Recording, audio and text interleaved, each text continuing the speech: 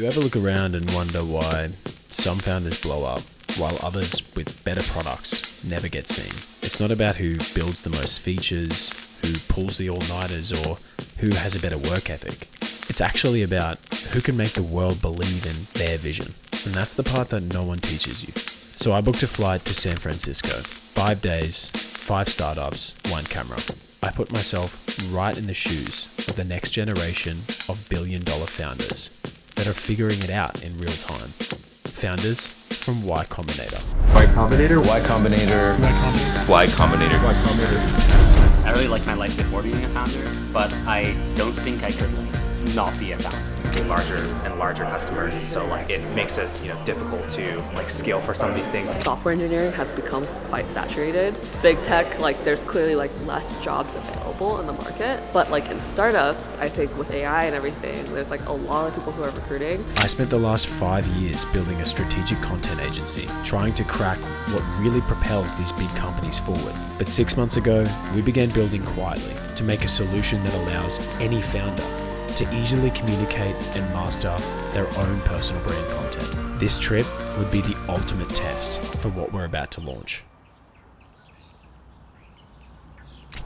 Thank you so much, my pleasure. Man, I was Just arrived and the view is absolutely insane. So Imogen calls this place the Hacker House, and here's my bed for the next 3 days. This is literally the most raw and authentic capturing of a video you'll ever see of a startup. Yeah, 13-hour flight. Best sleep I've ever had on a flight, which is very surprising. And surprisingly, getting accustomed to the time zone really well. Yeah, we're about to having a pretty relaxed night. Gonna go get some dinner and then game plan this week, which should be pretty fun.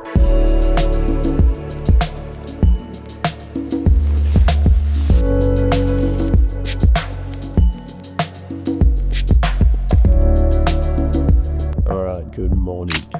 I've been put in touch probably with about 15 founders so far. We're all going to play sport tomorrow, I believe. We're going to go play paddle tennis. Meeting these guys really casually, the one thing I probably found the most is that these guys are really, really, really busy, obviously. I found with, even just with being introduced to these guys and explaining to them what it is, they're either really keen or they're really not. It just goes to show, some people really see the value in this. And then, there's other founders that it's just not for them. And it's not for everyone. Yeah, it's fascinating. Yo. Good morning. Good morning. How are we doing? Just getting back to the grind. Rolled out of bed, still in my pajamas, and ready to review some PRs. Nice. My favorite part of the day. Nice. And for those who don't know, PRs are? A pull request on GitHub. Essentially, our developers will publish some code, have to review it, merge it, and it goes live.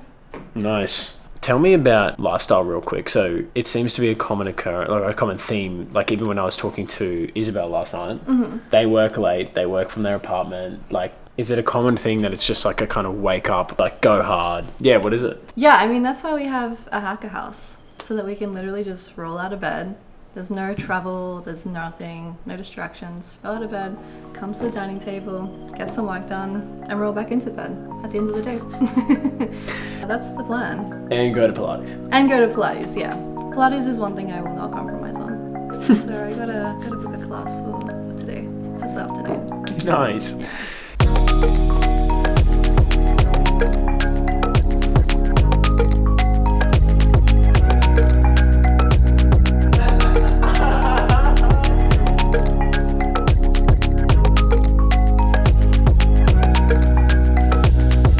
Alrighty, good morning. It's day 2.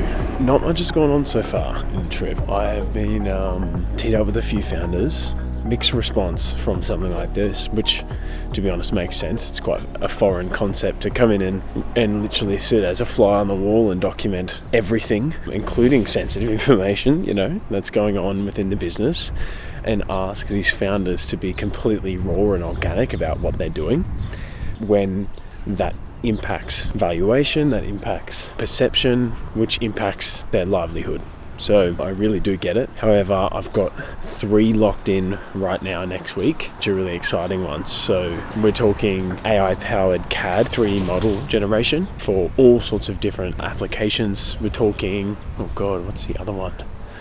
There are 2 others that I'm going to find out more about and do a bit of research on. But I had dinner with a lot of them last night, which is really nice.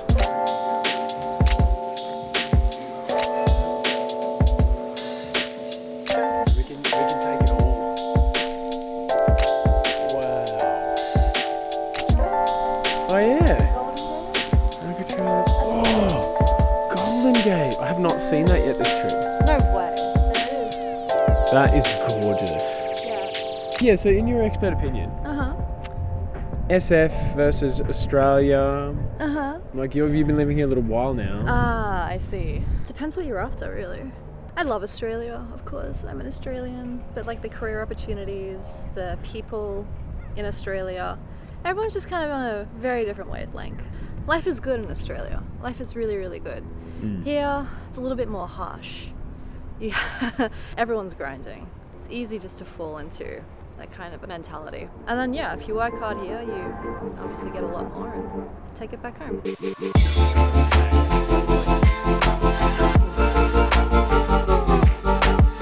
you give me 10 now? You ready?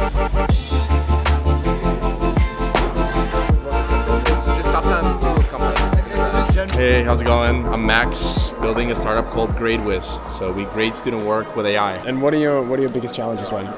Our biggest challenge is a lot. There's a lot going on. There's a couple of bottlenecks. First is the product doesn't slip into the workflow of the teachers as easily as we want it to. That's one challenge, so we're figuring out a workflow that's very easy for them to use.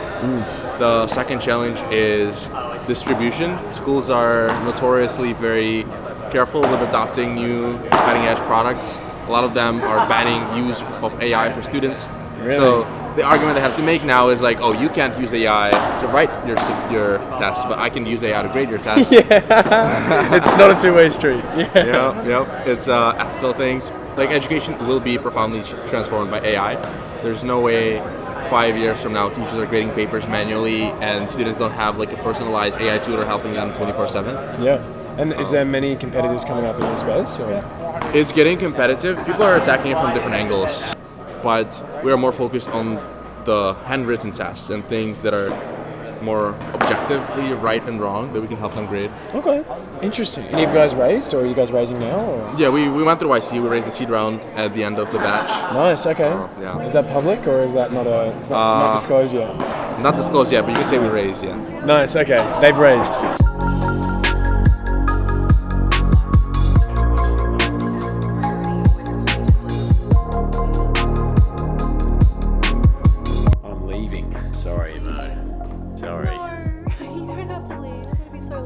Yeah, I know. Saurabh's left. I'm leaving. Now you're leaving on Friday, so I'm leaving. It's gonna be pretty empty. it's just empty. Thank you for having me. Anytime. Thank you. But also, I want to bigger and better things now. Yeah, whatever.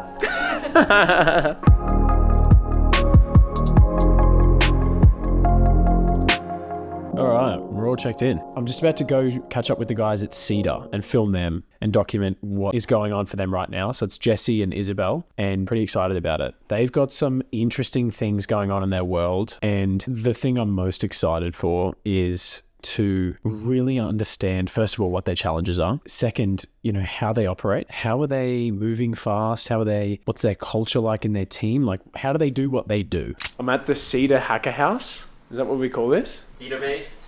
I'm at the Cedar base. We've had a couple of meetings. We're setting up some really cool shots for them. They had another founder over to basically talk shop, how they're focusing the product coming, which is really exciting.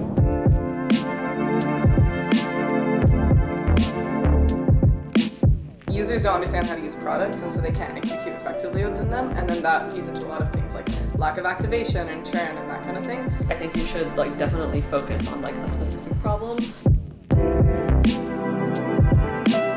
It's going really well so far. It's very interesting what they're doing, and I've come at a really important moment in the company journey. All right, team, I'm out. Peace. Bye.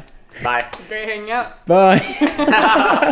Thanks for having me. That was sick. If you were to sum up today in one word, what would it be? Yeah, like and Subscribe. I made it back. It is 10 p.m. SF time. The whole time differences and That whole thing is killing me a little bit right now.